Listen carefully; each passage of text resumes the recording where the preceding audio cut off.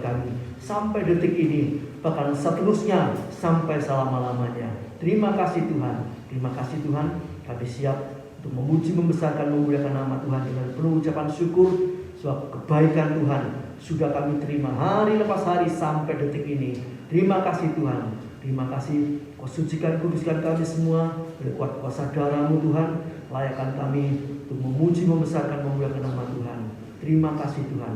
Tolong saudara kami yang dalam perjalanan menuju ke tempat ini, Tuhan hentar dengan tangan kasih-Mu Tuhan. Kau urapi, Kau berkati mereka. Haleluya, sehingga mereka boleh bersama-sama kami untuk memuji, membesarkan, memuliakan nama-Mu. Urapi hamba pelayan yang bertugas pada pagi hari ini dengan urapan dari tempat yang maha tinggi, sehingga kami boleh merasakan hadirat Allah, kuasa Allah dinyatakan di tengah-tengah kami. Terima kasih Bapa. Kami serahkan ibadah ini dari awal sampai pada akhirnya dalam pimpinan Roh Kudus dan kuat kuasa Allah, di dalam nama Tuhan Yesus Kristus. Haleluya, puji Tuhan. Amin. Silakan dituliskan. Hallelujah.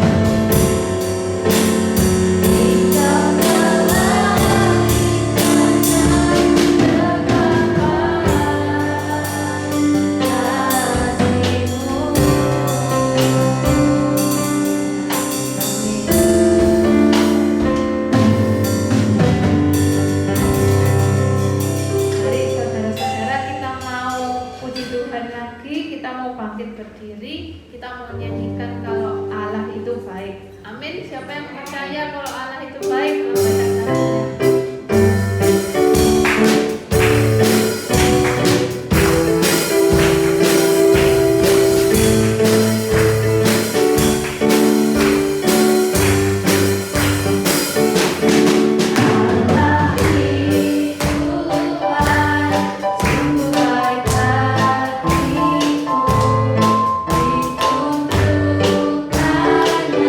Kasih setianya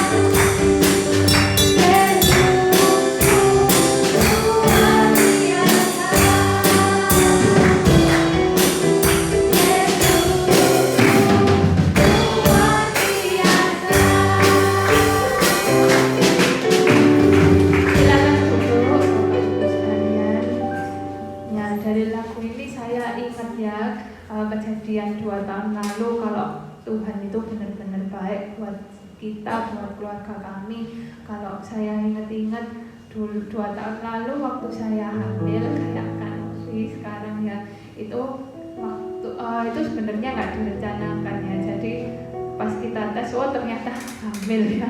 Nah itu waktu pada saat saya mulai hamil itu kita nggak punya tabungan untuk melahirkan ya. Jadi waktu itu saya baca-baca biaya melahirkan itu ternyata muahalnya. Saya juga kaget, oh ternyata butuh uang segini ya buat lahiran. Ya pada saat itu kami itu untuk kamar yang paling jelek aja kita itu belum punya tabungan. Nah terus padahal waktu itu saya mikir kalau kamar paling jelek itu yang nunggu itu harus duduk, jadi nggak ada tempat tidurnya. Nah saya kepikiran ya, waduh kasihan ya suami saya ini, masa bisa tidur sama duduk di bis saja, kalau misalnya perjalanan nggak bisa kok tidur, apalagi ini duduk. Terus ngelihat istrinya mungkin lahiran, waduh gimana ini. Tapi kita berdoa ya, kita berdoa terus, dan itu memang sungguhan sama seperti di lagu ini. Tuhan itu baik, Tuhan itu menyediakan semua yang kita perlu ya. Jadi kalau kita perlu apapun, tidak mungkin Tuhan itu meninggalkan kita, pasti Tuhan itu kasih. Dan betul ya saudara-saudara, waktu mau dekat-dekat lahiran Tuhan itu memberkati, Tuhan itu bahkan memberkati lebih ya. Kalau saat itu kita kamar terjelek aja tidak punya uang, Tuhan kasih lebih sampai kita dapat kamar yang lebih bagus, yang menunggu itu bisa sambil tidur ya, ada bednya. Puji Tuhan, itu semua karena Tuhan, bukan karena pertolongan manusia. Kita nggak minta sama siapapun, tapi Tuhan itu tahu kalau kita butuh, Tuhan memberkati. Ya, puji Tuhan. Mari kita nyanyikan lagu terakhir.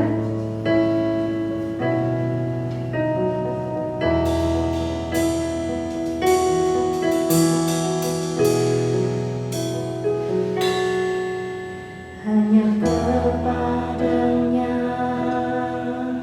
ku kan berlari di saat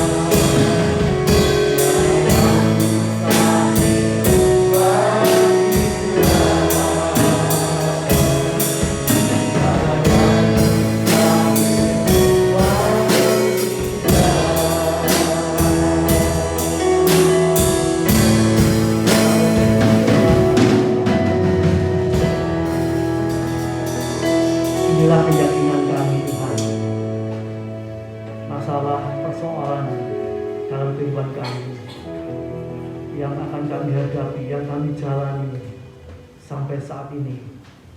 Kami serahkan semua dalam tangan Tuhan. Sebab bagi orang percaya tidak ada barang mustahil, terlebih bagi Tuhan tidak ada barang mustahil bagi Allah untuk menolong kami semua. Tambahi iman percaya kami, teguhkan hati kami Tuhan, untuk tetap setia lebih sungguh-sungguh lagi untuk melakukan seluruh kehendak firman-Mu ya Bapa. Terima kasih Tuhan, memberkati pelayan-pelayan yang sudah bertugas pada pagi hari ini. Haleluya, Kau berkati rumah tangganya, pekerjaannya, pelayanannya, seluruh kehidupannya bagi kemuliaan kebesaran nama Tuhan. Terima kasih Bapa. Sebentar kami akan mendengar firman-Mu. Tuhan, kami mau membuka hati kami mau perhatikan firman-Mu Tuhan di akhir zaman ini, supaya kami boleh tetap teguh, tetap kuat, terbang tinggi bersama Engkau mengatasi badai dan masalah. Terima kasih Bapa, terima kasih. Berkati guru sekolah minggu dan anak didiknya, Engkau urati, Engkau berkati pelayanan mereka Tuhan, sehingga anak-anak ini boleh mengerti akan kebenaran firman Allah, semakin sungguh-sungguh cinta Tuhan, mengasihi Tuhan, dan belajar melakukan seluruh kebenaran firman-Mu. Terima kasih Bapa. Kami serahkan pertengahan ibadah ini sampai pada akhirnya dalam pimpinan Roh Kudus dan kuat kuasa Allah, di dalam nama Tuhan Yesus Kristus. Haleluya, puji Tuhan. Amin. Silakan Ustaz. Ayat ini sudah sering kali kita pelajari, Saudara ya. Haleluya. Dan memang masa sulit, masa sukar itu ya, berjalan pelan-pelan ya, tapi tidak akan berhenti ya. Pelan-pelan, istilahnya lambat tapi pasti ya. Nah, jadi saudaraku yang kasih Tuhan, apa yang Tuhan rencanakan di dalam kehidupan ini, di dalam rencana Tuhan itu sudah dinubuatkan ya, ribuan tahun yang lalu. Dan kita saat ini orang percaya Tuhan, kita sudah masuk di zaman yang terakhir ya, zaman yang terakhir. Haleluya. Sebab itu Tuhan juga sudah bilang ya dalam 2 Tesalonika pasal 3 ayat yang pertama, 2 Timotius 3 ayat yang pertama, di situ Tuhan mengatakan, ketahuilah bahwa pada hari-hari terakhir akan datang masa yang sukar ya. Akan datang masa yang sukar. Haleluya. Mungkin bagi orang yang kita berpikir, bagi orang yang mungkin kekayaannya banyak ya, hartanya banyak ya, kita pikir wah, kalau orang kaya kan sepertinya tidak ada masa yang sukar, sulit, itu tidak ada. Itu menurut kita ya. Tapi kalau kita tanya ya, orang yang mungkin berhasil sukses, bagaimana keadaan akhir zaman ini ya? Wah, katanya makin sulit ya, pekerjaan makin susah ya, omset menurun dan sebagainya ya. Kita tidak ngerti ya, kita pikirnya oh mereka pasti enak, nyatanya enggak ya. Kita lihat ya zaman ini banyak perusahaan tutup ya, gulung tikar dan sebagainya, sepi ya. Dan kita melihat banyak orang yang bingung mau kerja apa, semuanya pada jualan ya, baik secara normal, secara online ya, semua beralih ke sana semua. Kita melihat ya, toko-toko, mall-mall apa ya, kelihatannya megah-megah begitu, kalau kita masuk dalamnya ya, banyaknya kosong ya. Ini membuktikan bahwa sudah masuk di dalam masa yang sukar. Nah, saudaraku yang kasih Tuhan, di masa yang sukar ini ya, akan terjadi hal-hal yang Tuhan kehendaki, yaitu supaya gereja Tuhan itu semakin murni, semakin sempurna. Kalau kita baca dalam kitab Wahyu pasal 1, mulai pasal 1 sampai pasal 3, itu di situ ada dituliskan tentang 7 sidang jemaat ya, yang ditegur oleh Tuhan ya, lewat malaikat-malaikatnya kan. di situ kita melihat ada banyak ya, kekurangan-kekurangan, campuran-campuran di dalam rumah ibadah ya. Ada iblis, ada setan, ada roh jahat, ada macam-macam sekali. Ada orang yang sungguh-sungguh, ada yang suam-suam ya.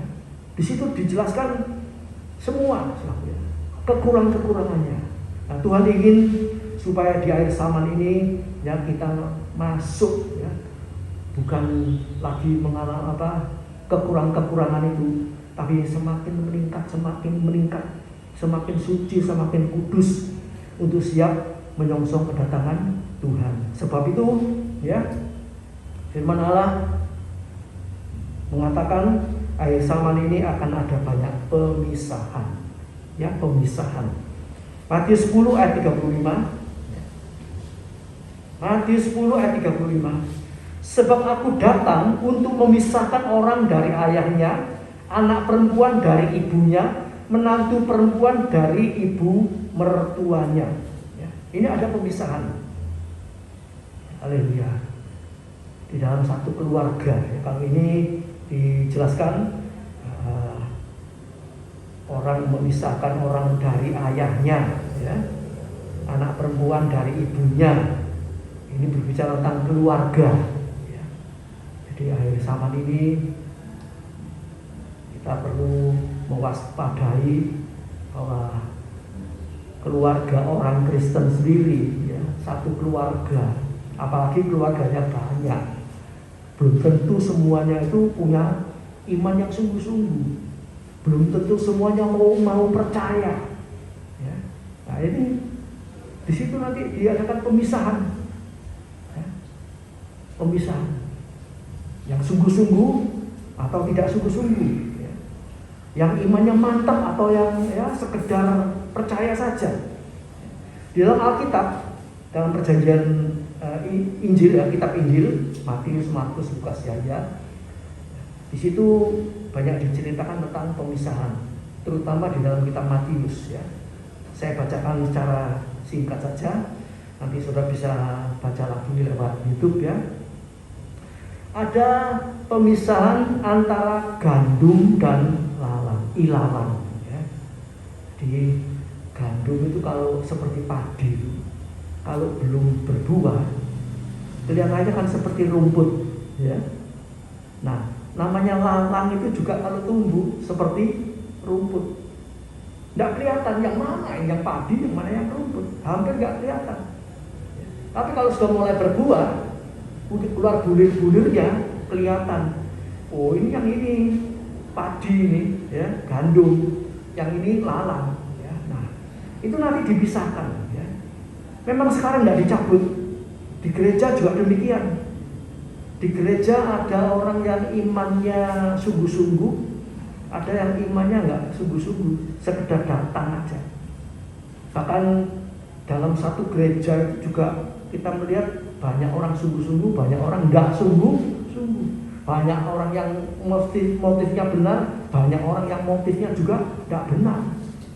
Dan kalau kita melihat cerita itu dalam Matius 13 ayat 24 ayat sampai 30, ya. Haleluya. Itu memang Tuhan sengaja dibiarkan tumbuh bersama. Tidak dibersihkan langsung. Tapi nanti satu saat ada waktunya, ya, itu akan dibersihkan oleh Tuhan. Ya.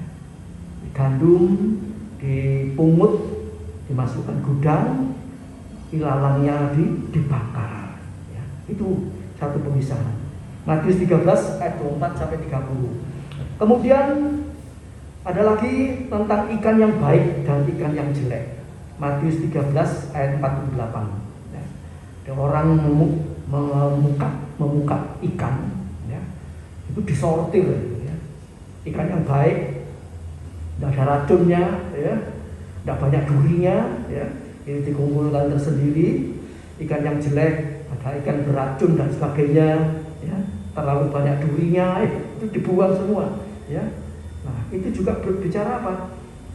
Isi gereja Tuhan itu seperti itu. Ya. Kemudian yang ketiga, Matius 25 ayat 31 sampai 46, itu ada pemisahan antara domba dan kambing. Ya. Domba sama kambing. domba itu nurut, kambing itu sekali berontak melawan, ya, nggak mau diatur, ya. Nah, itu nanti juga dipisahkan. Kemudian Matius 25 ayat 1 sampai 13 ada pemisahan antara gadis bijaksana dan gadis yang bodoh. Ya. Gadis bijaksana ini punya pelita yang menyala, punya seret minyak, ya, punya cadangan minyak. Gadis yang bodoh ini cuma punya pelita, tidak punya seret minyak. Nah, itu nanti dipisahkan. Ya.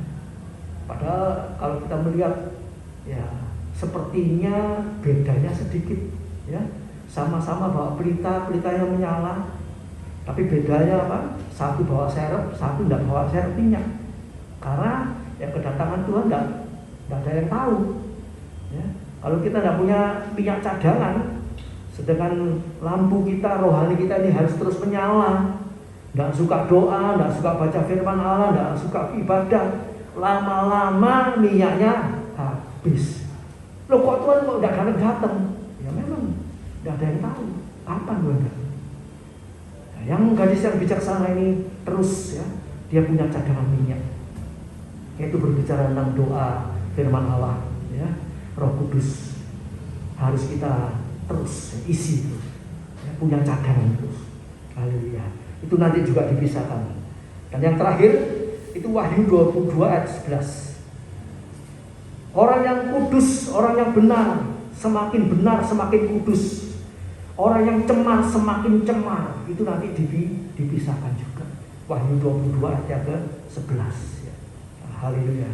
Jadi saudaraku, ya, di akhir zaman ini, ya, sudah mulai masuk pemisahan ini, ya. Haleluya, pemisahan ini. Kemudian juga di akhir zaman ini ada banyak terjadi pembunuhan, ya. Matius 10 ayat 21. Matius 10 ayat 21. Orang akan menyerahkan saudaranya untuk dibunuh. Demikian juga seorang ayah akan anaknya, dan anak-anak akan memberontak terhadap orang tuanya dan akan membunuh mereka. Ya. Orang tua membunuh anak, anak membunuh orang tua. Ini sekarang ini mulai banyak terjadi, ya. Masalahnya banyak, persoalannya banyak. Tapi kita harus tahu bahwa kebanyakan sumbernya itu masalah uang, ya. Seginya macam-macam.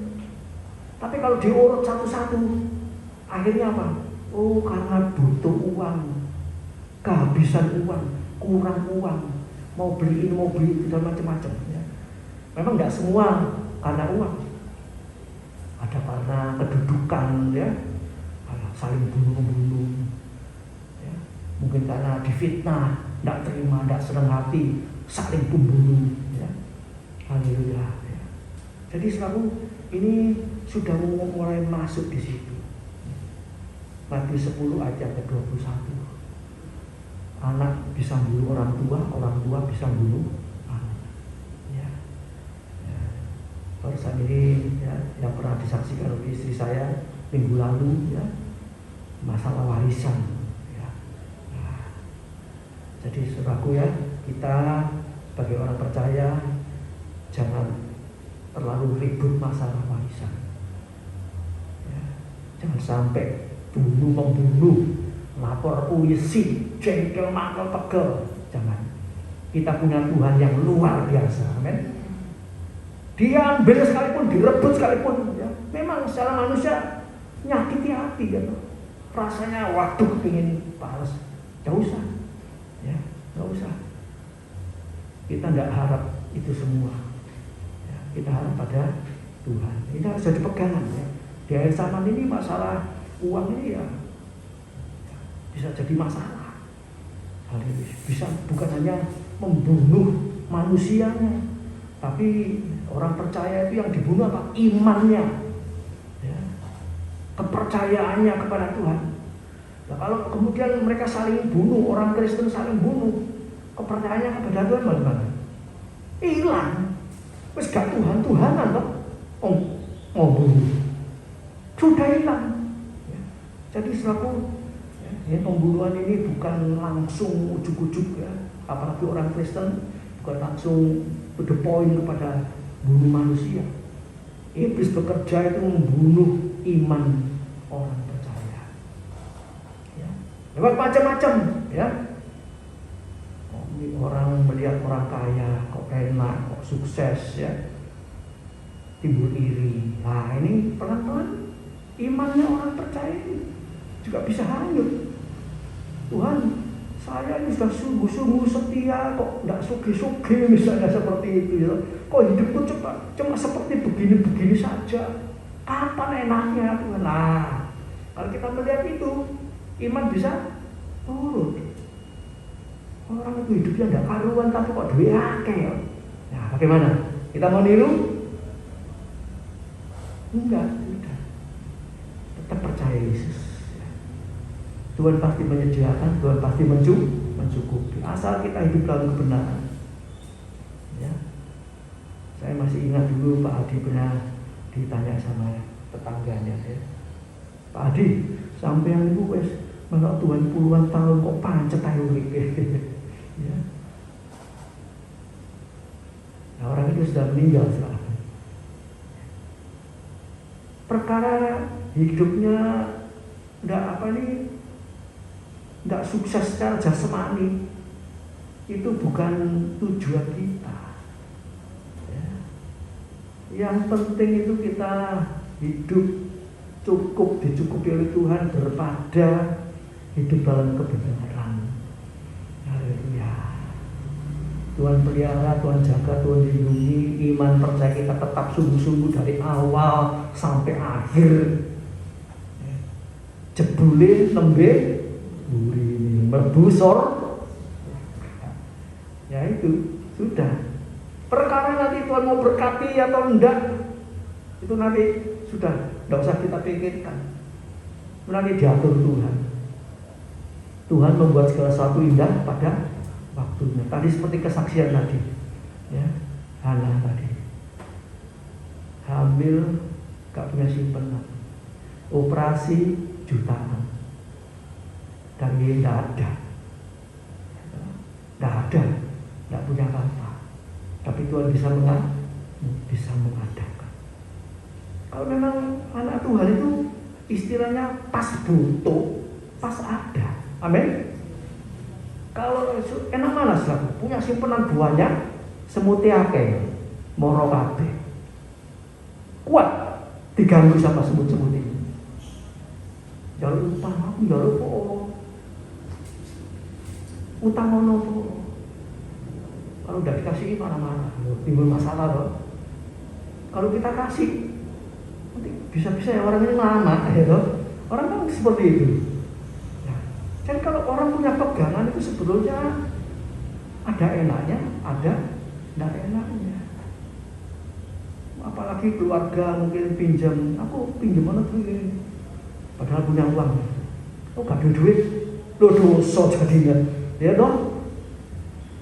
Kalau dipinjam nih, ya resiko hilang, repot sekali. Ya dong. Saya gue ini kan, aku kan nyekel duit paling lama. Cek kabeh diurus Pak Henry, cek ngeluh dhewe. Ya Pak Henry sing ngeluh. Tuhan itu mengadakan tepat pada waktu. Kalau waktu bangun rumah ini, ya, kalau dihitung-hitung hampir 200 juta. Duitnya sopo? Ya. Duitnya sopo? Ya. Tapi Tuhan bisa menyediakan. Waktunya habis, ya habis entek. Bagaimana seterusnya? Seterusnya nanti nunggu Tuhan lagi. Hidup berpada. Nanti tiba waktunya butuh apa lagi, nanti Tuhan kasih lagi. Memang gandol Gusti itu nyanyinya enak, gampang. Gandol Gusti, yo. Tapi ini gandol temenan, ya kuat. Tapi kalau kita dipegang Tuhan, digendong Tuhan, pasti kuat. Kalau kita yang gandol, namanya orang gandol, lama-lama tangannya apa? Tidak kuat dan kita gandol Gusti. Memang kita harus gandol Gusti, tapi Tuhan pegang tanganku. Amin. Itu yang lebih betul. Kita ulurkan tangan, kita pegangan Tuhan, Tuhan pegang tangan kita. Itu baru kuat. Digendong Tuhan. Ya, itu ada ayatnya. Sampai masa tuamu, aku Yesus tetap dia. Aku menggendong kamu. Saudara mau digendong manusia? Orang tua aja gendong anaknya, ya. Kalau sudah besar tak kuat, ya toh. Tapi kalau kita digendong buat Tuhan, pasti Tuhan itu kuat. Haleluya. Sebab itu mari kita harapkan kita andalkan Tuhan. Ya. Haleluya. Jadi akhir zaman ini banyak pembunuhan terjadi. Ya. Itu pembunuhan, itu pekerjaan si iblis. Ya. Pembunuhan itu pekerjaan si iblis. Haleluya. Yang ketiga itu iblis turun. Ini saat-saat terakhir ini ya, iblis itu kerja keras. Kenapa? Ya, iblis itu ngerti firman Allah. Ya. Dia bisa melihat situasi kondisi. Oh ini Tuhan nanti sebentar lagi Tuhan akan datang. Ya. Ayat Wahyu 12 ayat 12b. Karena iblis telah turun kepadamu dalam gerangnya yang dahsyat, karena ia tahu bahwa waktunya sudah singkat. Iblis saja tahu kalau ini sudah waktunya hampir habis. Tuhan mau datang kembali. Satu saat nanti iblis akan dibasmi habis. Ya, sekarang masih dibiarkan. Mengolah untuk sebagai pengolahan ya, bagi anak-anak Tuhan.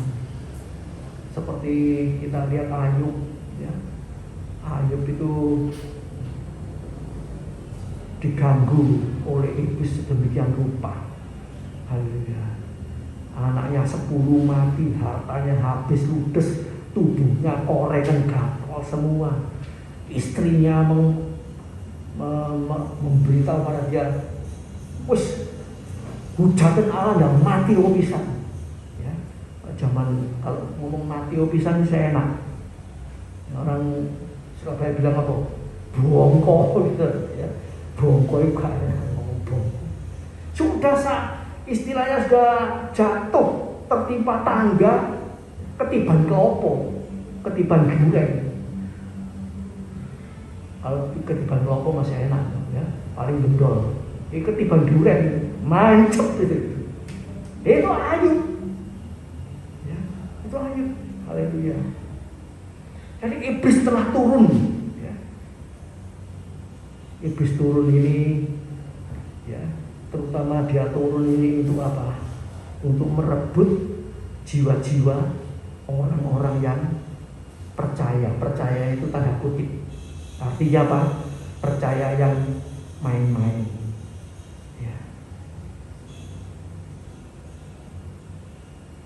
Juga bukan hanya yang main-main, tapi yang juga yang sungguh-sungguh. Itu iblis juga berusaha menjatuhkan ya hamba-hamba Tuhan yang kaliber terkenal ya. Nah, itu iblis sasarannya juga kepada mereka. Sebab apa? Kalau pimpinannya jatuh, anak buahnya bagaimana? Senggurak.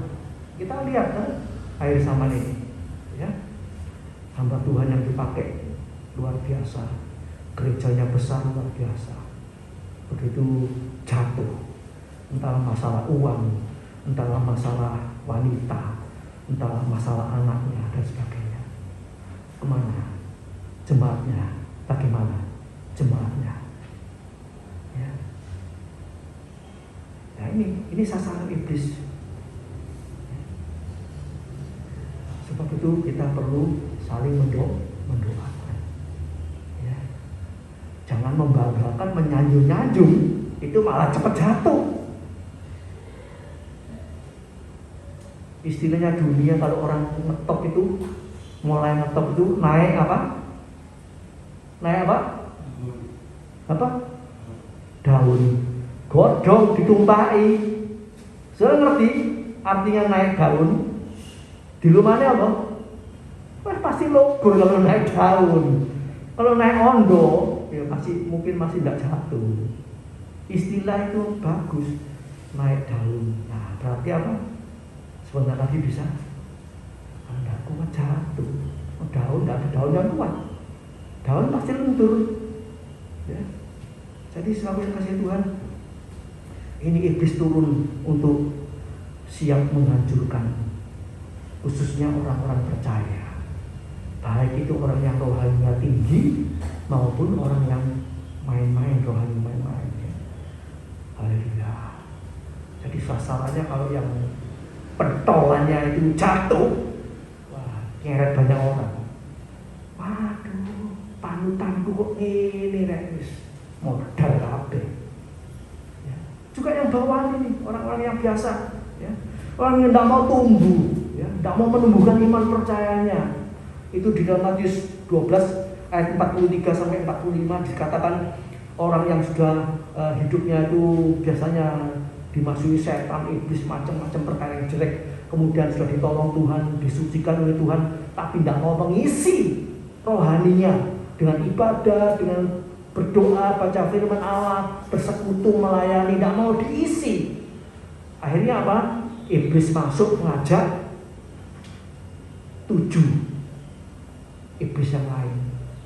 Orang itu jadi lebih jahat, ya. Haleluya. Matius 12 ayat 43 sampai 45. Jadi saudaraku yang kasih Tuhan, mari kita mau perhatikan, ya. Haleluya, kehidupan kita supaya kita terus hidup di dalam jalur kebenaran firman Allah. Kemudian kita pindah ke bagian selanjutnya, Yohanes 10 ayat 10a. Yohanes 10 ayat 10a.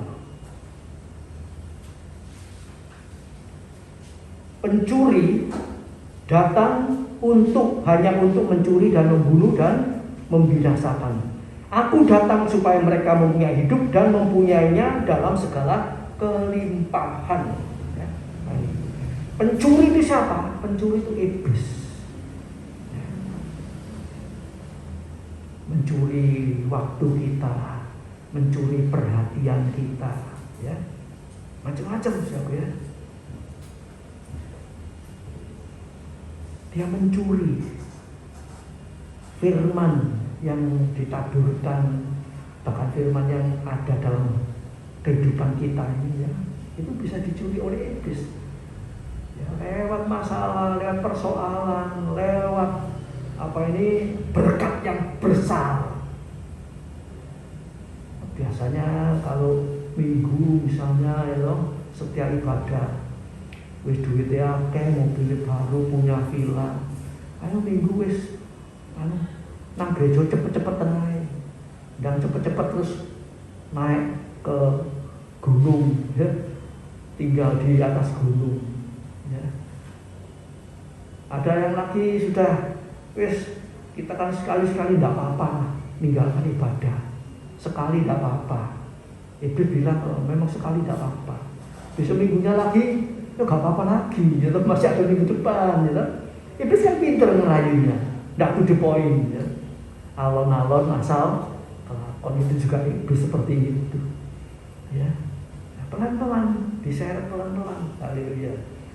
Itu iblis itu pencuri, pembunuh dan pembinasa. Haleluya.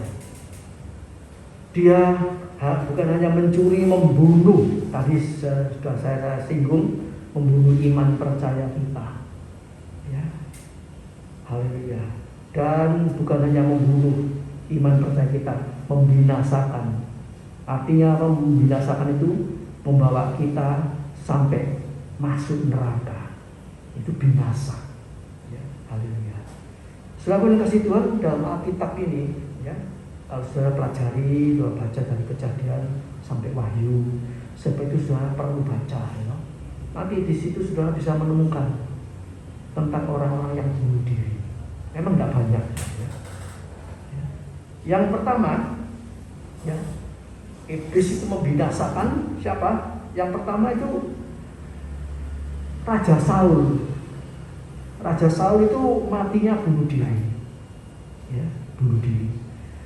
Bersamaan dengan itu juga yang pembawa senjatanya. Jadi Raja Saul bunuh diri, kemudian yang membawakan senjatanya ini karena ya mungkin karena gimana ya, rojoku mati, wis aku tak melok aja, dia ikut bunuh diri sekali. Ya, itu di dalam 1 Samuel 31 ayat 1 sampai yang ke-5. Kenapa kok Raja Saul ini bunuh diri?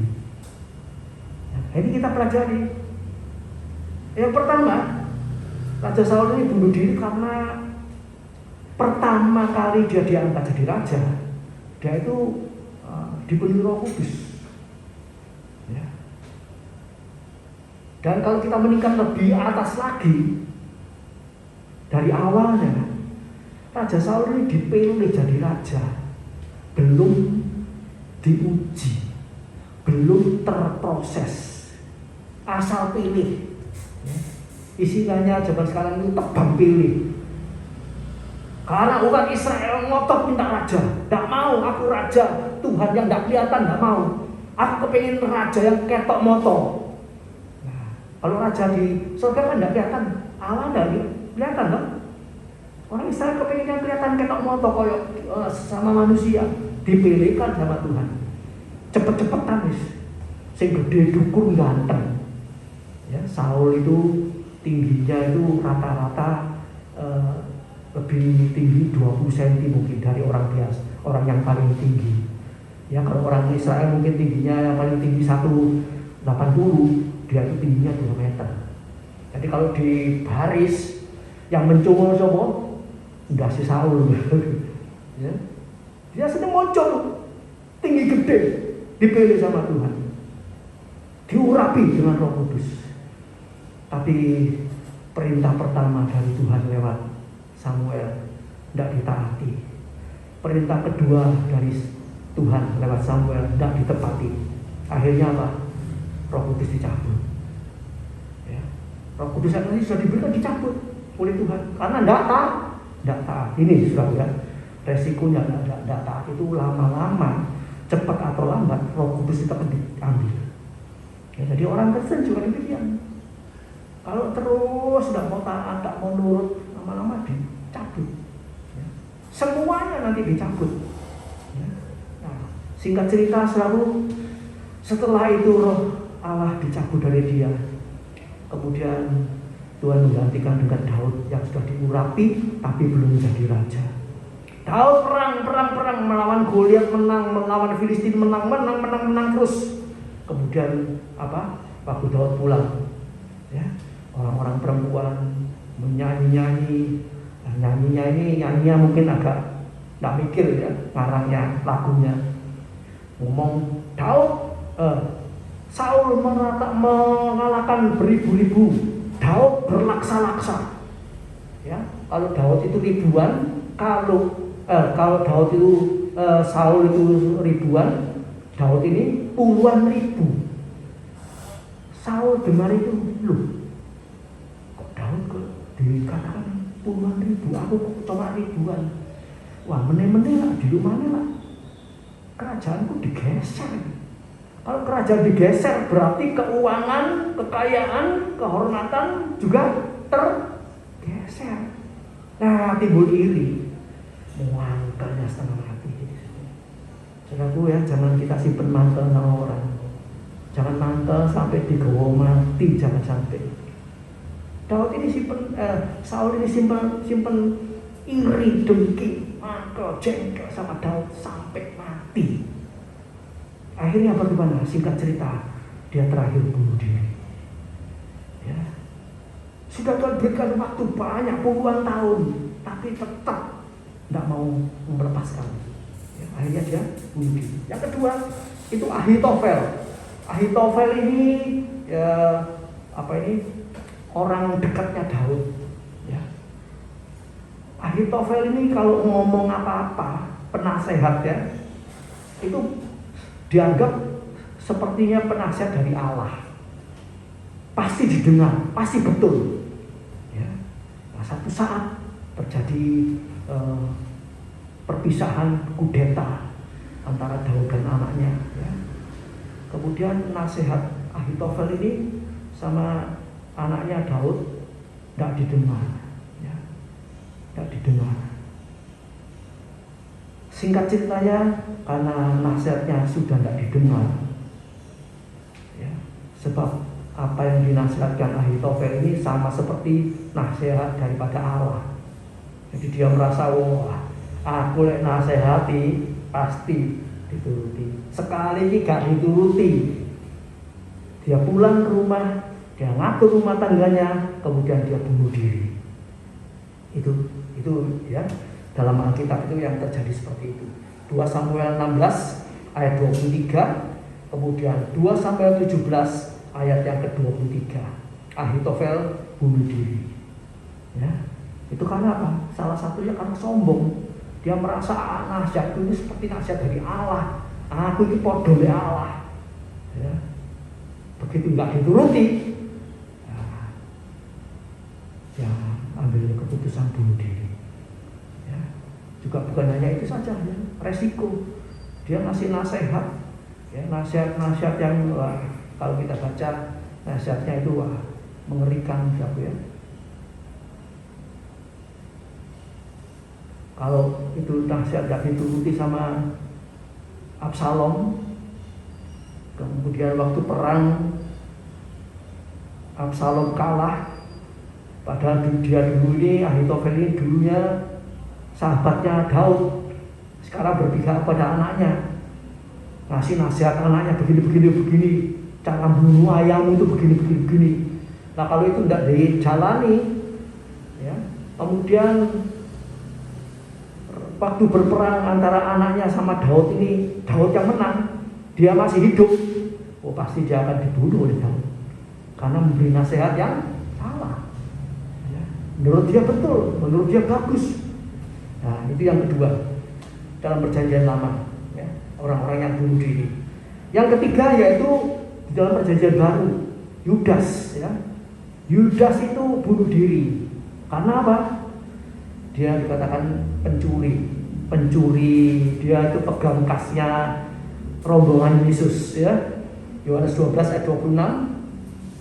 Dia seringkali ngambil uang, ada uang masuk, persembahan masuk, ya, untuk pelayanan, untuk pekerjaan Yesus sama murid-muridnya yang lain.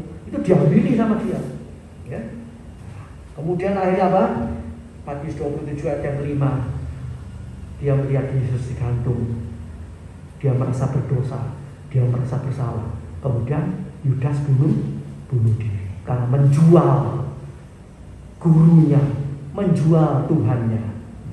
Nah itu sebab, ya. Jadi di situ kita bisa melihat bahwa iblis itu pencuri, pembunuh dan pembinasa, pembinasa. Kemudian yang ketiga, selanjutnya kita melihat 1 Yohanes 3 ayat yang ke-15. Setiap orang yang membenci saudaranya adalah seorang pembunuh manusia. Dan kamu tahu bahwa tidak ada seorang pembunuh yang tetap memiliki hidup yang kekal di dalam dirinya. Benci itu termasuk bunuh. Ya. Mungkin kita pikir benci aja kok termasuk pembunuh. Ini Alkitab yang nulis. Ya. Setiap orang yang benci saudaranya adalah seorang pembunuh. Jadi bukan pembunuh itu bukan hanya bunuh orangnya atau bunuh dirinya sendiri, ya. Tapi benci sama A, sama B, yang mungkin pernah nyakiti, pernah utang gak bayar atau bagaimana, ya. Kita benci, kalau ingat itu mantelnya keluar, marahnya keluar. Ya ini harus dibuang. Orang benci itu sama dengan pembunuh. Pembunuh tidak memiliki hidup yang kekal di dalam dirinya, tidak masuk surga. Mari selalu, ya. Mungkin kalau kita mau tidur malam kita ingat-ingat, aku benci sopo, ya. Ya, nanti Roh Kudus beritahu. Ya, Roh Kudus beritahu, kita minta ampun sama Tuhan. Kalau ada orangnya, ya, nanti Roh Kudus akan pimpin, kita akan datangi orangnya, ya. Kita minta maaf. kalau orangnya masih hidup. Kalau Roh Kudus ingatkan, ya kita mau bereskan supaya kita tidak termasuk pembunuh secara rohani. Ya, haleluya, puji Tuhan. Ya. Dan pembunuh ini ya tadi dijelaskan tidak memiliki hidup yang kekal, artinya tidak masuk di surga. Selanjutnya Wahyu 21 ayat yang ke-8. Wahyu 21 ayat yang ke-8. Ya. Orang penakut, tidak percaya, orang keji, orang pembunuh, orang sundal, tukang sihir, penyembah berhala, semua pendusta, mereka semua akan mendapat bagian mereka di dalam lautan yang menyala-nyala oleh api dan belerang. Itulah kematian yang kedua. Ya. Jadi Alkitab ini perlu kita baca supaya kita tahu. Ya. Bukan berarti kalau sudah percaya Yesus itu pasti masuk surga. Kalau kita jalani firman Allah ini, ya. Memang keselamatan itu anugerah diberi, tapi keselamatan itu harus dipertanggungjawabkan. Ya. Kita cocokkan hidup kita ini dengan firman Allah. Ya. Apa yang Tuhan mau? Apa yang Tuhan minta? Ya. Bukan orang yang pokoknya nyebut Tuhan masuk surga. Tidak. Ya. Orang yang 1 Yohanes 2:17 dikatakan, orang yang melakukan kehendak Allah, dia hidup kekal selama-lamanya. Tidak ditulis orang yang percaya kepada Allah, tidak. Orang yang melakukan kehendak Allah hidup kekal selama-lamanya. Tidak disebut orang percaya. Apa artinya percaya kalau tidak melakukan? Apa artinya kalau melakukan? Ya. Tanpa kata-kata percaya, orang ini pasti percaya. Bisa mengerti saudara ya? Jadi Tuhan minta supaya kita ini lakukan ya, apa yang Tuhan ajarkan dulu sampai sekarang kita lakukan. Yang terakhir, bagian terakhir, bagaimana solusinya supaya di akhir zaman ini ya kita kuat di dalam Tuhan. Ya. Tetap setia, tetap taat, melakukan apa yang belum dilakukan kita lakukan. Kita terus belajar, terus meningkat. Ya. Yakobus 4 ayat 8 dikatakan, mendekatlah kepada Allah dan Ia akan mendekat kepadamu. Tahirkanlah tanganmu hai kamu orang-orang berdosa, dan sucikanlah hatimu hai kamu yang mendua hati. Yang mendekat sama Tuhan. Tentu orang dekat sama Tuhan itu ya dosanya harus dibuang. Ya. Mau dekat sama Tuhan dosanya buahnya gak dibuang-buang. Ya kak, ketemu. Tapi kalau kita buang yang jelek-jelek, yang pokoknya yang nggak benar itu kita buang, kita maju dekat sama Tuhan. Tuhan turun. Tuhan kita mendekat, Tuhan mendekat. Ada pujian nyanyian lagu dunia mengatakan apa? Engkau jauh, aku jauh.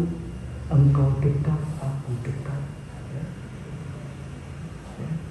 Itu lagu-lagu seperti itu ya, orang dunia mengerti. Ya. Ini firman Allah. Kalau kita mendekat, Tuhan juga mendekat. Ya. Tahirkan tanganmu. Ya. Haleluya.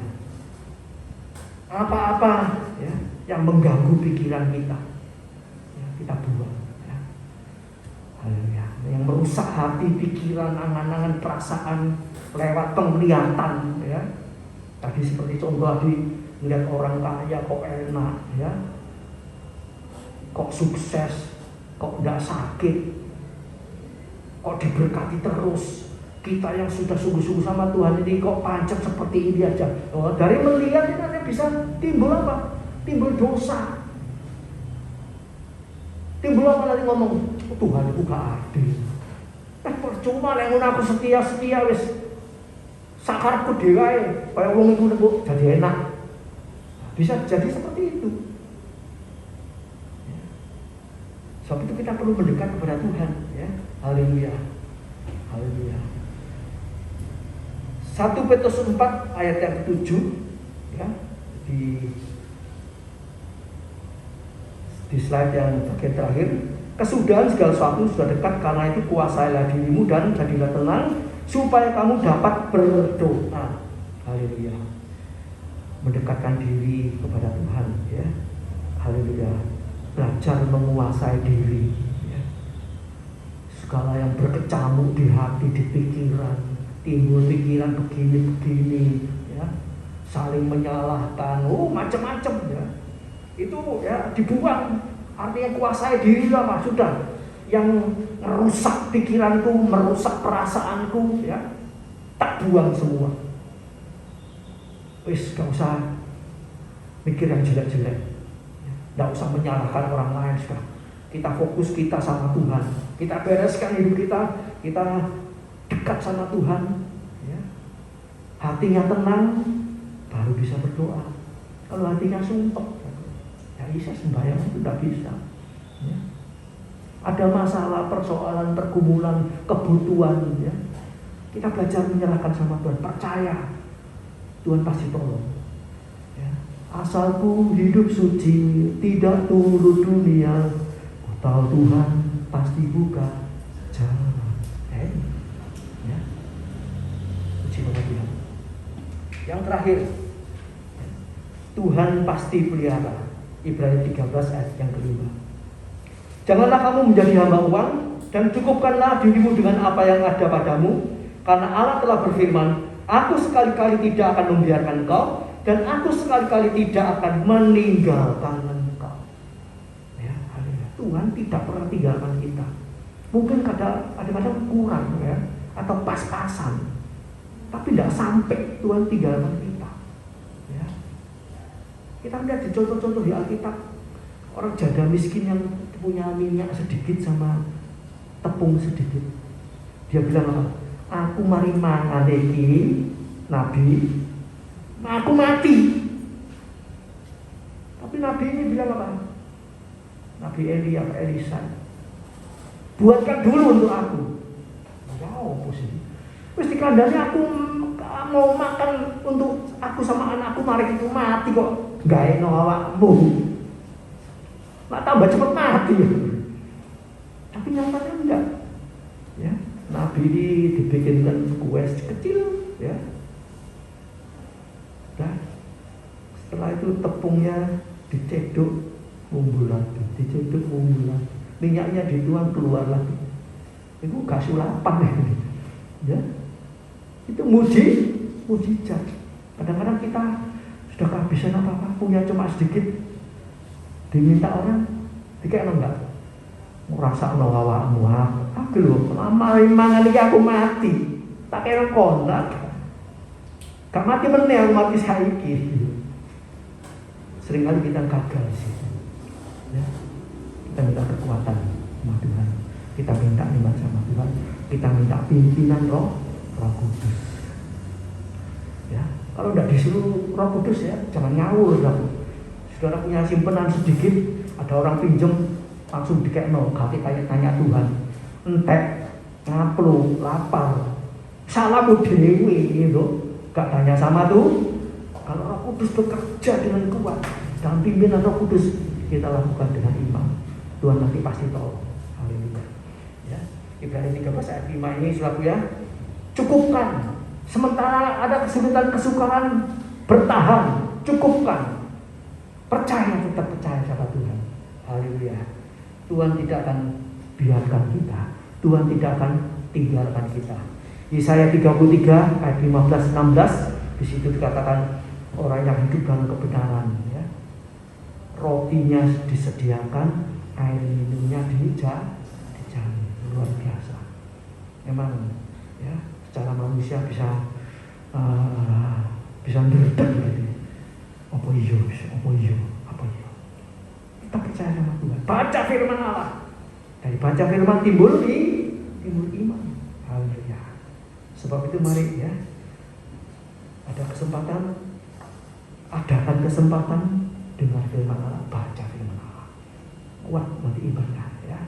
Ada kesempatan, mengadakan kesempatan berdoa. Imannya kuat. Haleluya. Puji Tuhan. Tuhan memberkati kita pada pagi hari ini. Mari kita berdiri, kita masuk dalam doa. Oh, haleluya, haleluya. Bapa di sorga, firman-Mu berhenti sampai di sini, Tuhan. Biarlah firman Allah yang kami baca, kami dengar, kami pelajari pada pagi hari ini untuk kami masing-masing, supaya kami tetap kuat, tetap teguh di dalam Engkau Tuhan. Haleluya. Kami mau menyediakan waktu dan terus ingat akan Tuhan, mendekatkan diri kepada Tuhan, sehingga Tuhan dekat dengan kami. Haleluya. Sehingga kami bisa berdoa dengan penuh ucapan syukur, dengan ketenangan, kedamaian, sebab Roh Kudus menyertai kami. Roh Kudus tinggal di dalam kami, menghibur, menolong kami, menguatkan kami, menopang kami. Akan berkat Tuhan itu sudah disediakan di depan kami. Tinggal kami terima dengan ucapan syukur. Haleluya. Oleh karena belas kasihan kemurahan Tuhan, oleh tangan kasih Tuhan yang penuh kemurahan, berlaku dalam kehidupan orang yang percaya dan melakukan kehendak firman Bapa. Terima kasih Tuhan. Tutup bungkus oleh kami semua oleh kuasa darah-Mu, meteraikan firman-Mu dalam hati kami, pikiran, angan, perasaan kami, saat kami mengalami pencobaan, gangguan ini dan itu. Haleluya. Kami ingatkan firman-Mu, dan Engkau menguatkan kami, Engkau menopang kami, Engkau memberkati kami. Terima kasih Bapa. Sebentar umat-Mu Tuhan akan kembali ke rumah masing-masing, yang jauh yang dekat Kau jaga, Engkau sertai, Engkau lindungi, Engkau tibakan di rumah dengan selamat, dengan membawa berkat-berkat dari Allah Bapa, cinta kasih dari Tuhan Yesus Kristus, penyertaan Roh Kudus menyertai kita sekarang sampai Maranatha, di dalam nama Tuhan Yesus Kristus. Terima kasih Bapa. Tuhan tolong saudara kami yang tidak bisa hadir, yang dalam keadaan sakit jasmani rohaninya, ada masalah persoalan, Tuhan tolong selesaikan, Tuhan sembuhkan, Tuhan pulihkan, Tuhan kuatkan, sehingga minggu depan mereka boleh beribadah bersama kami untuk membesarkan, memuliakan nama Tuhan, menyaksikan kebaikan, kebesaran, kemuliaan Tuhan. Dalam nama Tuhan Yesus Kristus, Tuhan curahkan berkat-Mu. Haleluya. Lewat persembahan yang dikorbankan, dipersembahkan, Engkau membalas berlipat kali ganda. Di dalam nama Tuhan Yesus Kristus, hamba-Mu berdoa dan mengucap syukur. Haleluya, puji Tuhan. Amin. Selamat pagi, Tuhan berkati.